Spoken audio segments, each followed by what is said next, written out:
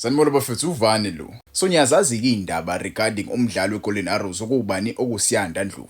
Nizwile-ke iy'ndaba ey'phumile ey'nsukwini kuthiwa iMamelodi Sundowns ikhiphe i-offer enhle kakhulu for lo mdlalo okuSiyanda Ndlovu odlalela eGolden Arrows. Lo mdlalo uyi-attacking midfielder edlala kahle kakhulu kule season so far. So amathimu amakhulu la kuBhetway Premiership ayamfuna. Ne-Orlando Pirates-ke nayo iyam-assess umjida, iyafuna ukumsayina, iyammonitha currently. Njengoba umjida bemmonitha, iMamelodi Sundowns kubukeka kuyiyona ehamba phambili ekumsayinini. But-ke I wouldn't say i-Orlando Pirates ayinayo i-chance eningi yokumsayina lo mjida because remember i-Orlando Pirates iyona team enobudlelwano obright with i-Golden Arrows. Yabo, i-history nje bafethu iyayikhulumela yona. Uma usubheka the past players abasasanda kusayina i-Orlando Pirates, i-most yabo bajwayele ukuqhamuka kuyona i-Golden Arrows. So I wouldn't rule out i-Orlando Pirates ekumsayineni lo mjida lo uNdlovu. But-ke kunento engizokhuluma ngayo namhlanje, ngizokhuluma ngayo umjida. But-ke ngizokhuluma nge-Orlando Pirates itself instead, because if they do sign this player, they must make ama-decisions anzima kwi-squad esikhona currently. Yabo, we've seen players going out, we've seen players being sold, we've seen many players Orlando Pirates badedela.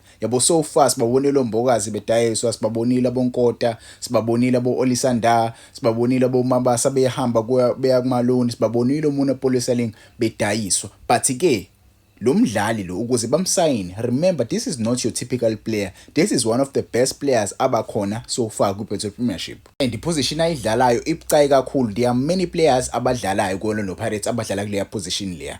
And ukuze bamsayine lo mjida lo kumele kube khona inguquko ezikhona. Mase nibheke nje bafethu iposition ayidlalayo umjida khona bani? Kukhona iposition uDiyong uyayidlala, uMbule uyayidlala, uMfukeng uyakwazi na ukudlala as number 10, mase kuba uTito Maswanganye, mase kuba uDlamini, mase kuba uDansini. Yabo, uDansini sekwayidlala leya position ngosikhathi sidlala against iMamelodi Sundowns, but I wouldn't say udlala as number 10. But-ke kule game yeMamelodi Sundowns ucoach Abdulsalam Wadu wamdlalisa as number 10 ubani uDansini. But-ke I wouldn't put uDansini as number 10, but I'm just saying maybe, yabo. But kodwa uma usubheka number 10 esinabo uDiyong, uMbule, uMfukeng, uTito noDlamini.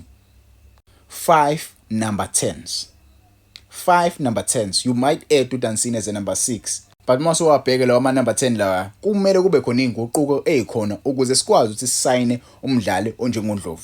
Because uNdlovu number 10 naye. Njengoba number 10 nje kumele kube khona ushintsho oluba khona. Maybe singakwazi ukuthi simdlalise wide, maybe team izokwenza lokho, but-ke mina ngokwami bakhona abadlali la kule list. Yabo, nje ngizobala abadlali ababili. Yabo, I'm not sidelining them just because no, I'm just doing into esengiyinotisile so far Orlando Pirates. Yabo, uDlamini akayithola igame time eningi benoTito Maswanganye. Tito Maswanganye simbonile edlala kuNedbank Cup, wascora igoli elihle kakhulu bafethu, wacreate nama chances amahle kakhulu for i-team uthi win. Yabo, but ama-minutes amaningi uTito Maswanganye akawatholi. So it's between Tito Maswanganye noKabelo Dlamini. Ngizoqala nje ngaye bafethu uKabelo Dlamini. For me, I think uKabelo Dlamini is the guy ongenzeka ngempela Orlando Pirates ayishiye uma kuphela le season. Remember ke ama-talks between yena ne-Orlando Pirates awakabi khona regarding i-contract extension. Umjida uma kuphela le season le uzohamba ku-Orlando Pirates as a free agent.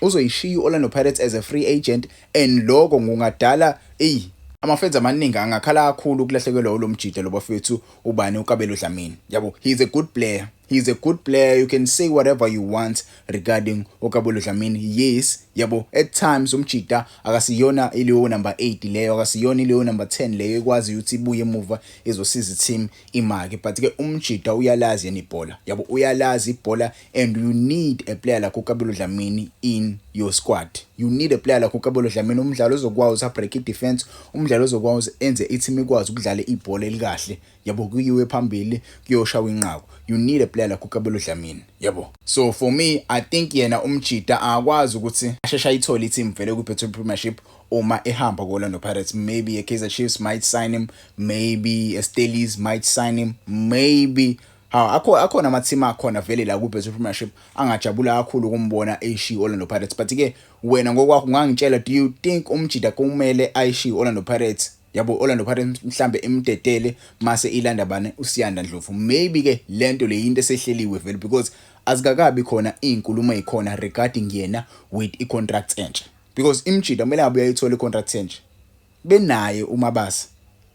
Mase ngizokhuluma ubani na ngizokhuluma uTito Maswanganyi. Tito Maswanganyi is another player. Tito Maswanganyi bafethu with iOrlando Pirates. Umjida kule season akawathola ama minutes amaningi but ke Tito Maswanganyi is that type of player you need also with-team yakho. So far kuOrlando Pirates umjida wenza kahle.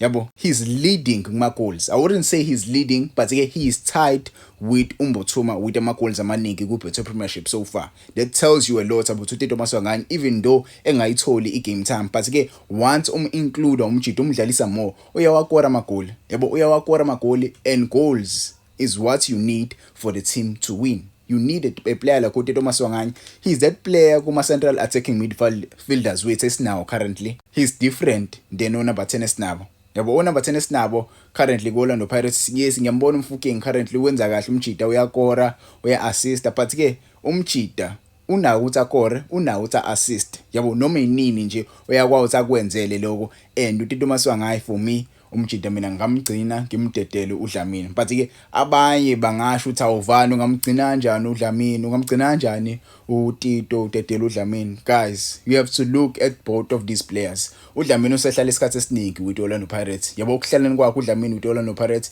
he has been troubled by ama-injuries. Yabo ama-injuries asemhluphe kakhulu. So keeping a player like uDlamini kwi-squad se-Orlando Pirates, that might be a liability to i-management ye-Orlando Pirates, because keeping him, that means you have to play him. Keeping him, that means you have to play him. How can you play a player who is not available most of the time? Yabo, most of the time uDlamini akabi available. I remember very well uDlamini kade samsayina. Yabo, so you have to look at those things when you are deciding to keep umdlali onjengokabelo Dlamini. But again, it will be a tough decision if Orlando Pirates go and sign this player. I think i-decision ilele lapho. If simsayina kumele sidedele one of the central attacking midfielders, one or two of the central attacking midfielders, because we cannot sign a big star like uNdlovu kodwa ke singadedeli abanye babadlali. Kumele kwenziwe i-decision. Ungangitshela ke wena ngokwakho umuphi umdlali ongomdedela between these players abakhona currently? Yabo, umuphi umdlali ongomdedela bafethu? Mina nje iqiniso nje limsula ngingamgcina uTito Maswanganyi. Yes, currently umjida yabo akasinikezi leyo nto, but ke iphase each and every player unayo bafethu iphase. Yabo uTito ngesikhathi sakhe, uTito niyamazi uTito. Yabo, it seems like niyashesha ukukhohlwa ukuthi uTito Maswanganyi uba. Yabo, uTito Maswanganyi bafethu uyadlala. Yabo, yes sikamcriticize here and there, but ke uTito Maswanganyi mase show up, show up ngempela, uyakunikeza leyo nto leyo. He is one of those guys o show up hayo. He is one of those guys okwazi ukuthi asisize siye phambili as a team. Yabo, even though umjida sometimes abuyaleke lapho nalapho, but ke mina I vouch for Tito Maswanganyi. Yabo, but ke wena you can tell me in the comments which player do you vouch for ukuthi